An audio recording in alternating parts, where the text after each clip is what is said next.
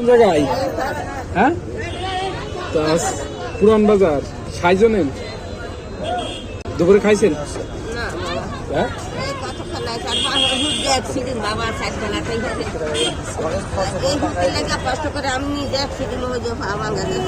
পা ভেঙে গেছে।